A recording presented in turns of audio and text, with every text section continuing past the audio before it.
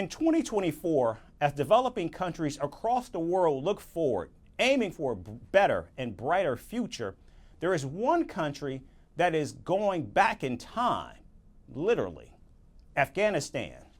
In almost 3 years after regaining power in the Southeast Asian nation, the Taliban have created the world's most serious women's rights crisis. They've brought back one draconian measure after another. In the latest, the Taliban are resuming publicly stoning women to death. In an audio broadcast, the Taliban supreme leader announced the group will begin enforcing its interpretation of a Sharia law, which includes women being publicly flogged and stoned for adultery. The Taliban leader called it a fight against Western influences, and the broadcast also ended with a grim warning, with the Taliban leader saying the group's work did not end with the takeover of Kabul. In fact, it had only just begun. Human rights group says the Taliban may have been enabled by the international community's silence, which has put the future of women in the country at stake.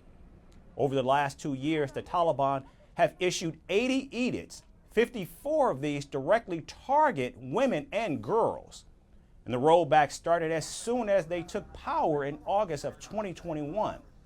They immediately asked women to stay indoors, saying their soldiers were not familiar with seeing women outside the house. And 1 year later, they began gender segregation and placed restrictions on women's movement. 2 years into their rule, women were banned from parks, gyms, salons, public bathing houses, fairs, and other public spaces. Women in Afghanistan can no longer pursue education beyond grade 6 and have lost all access to employment and political participation. In fact, just last week, schools across Afghanistan reopened for the beginning of the new academic session, but millions of girls will be staying at home.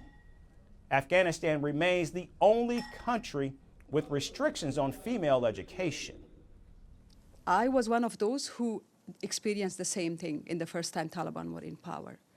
And now the next generation of my sisters, all of a sudden, in a matter of a blink of an eye, saw everything collapse and experienced the same thing.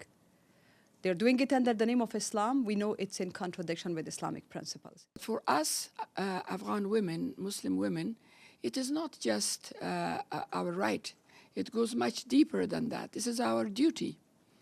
And for me, closing schools for a woman who has been ordered to learn is exactly like if I'm fasting, someone will shove food in my mouth.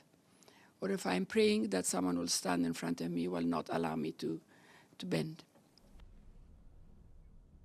Now, the Taliban has also decreed that women should cover themselves from head to toe, revealing only their eyes. Girls as young as 16 have been arrested in Kabul for violating this hijab rule, and effectively the women of Afghanistan have been imprisoned within the walls of their own homes. And while they promised a Taliban 2.0, the reality today mirrors much of its rule of the 1990s.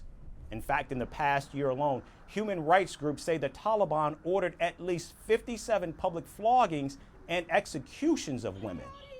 More recently, in February, the Taliban executed people in public at stadiums in 2 of its provinces. And they have been urging people to attend these executions, but have banned filming or photography. But despite these challenges, the women in Afghanistan have not lost all hope. In fact, earlier this month, on Women's Day, some of the women organized a rare protest against the Taliban. They held up signs to hide their faces that read, "Afghanistan is hell for women." And for an Afghan woman, even walking out of their front door is seen as an act of defiance.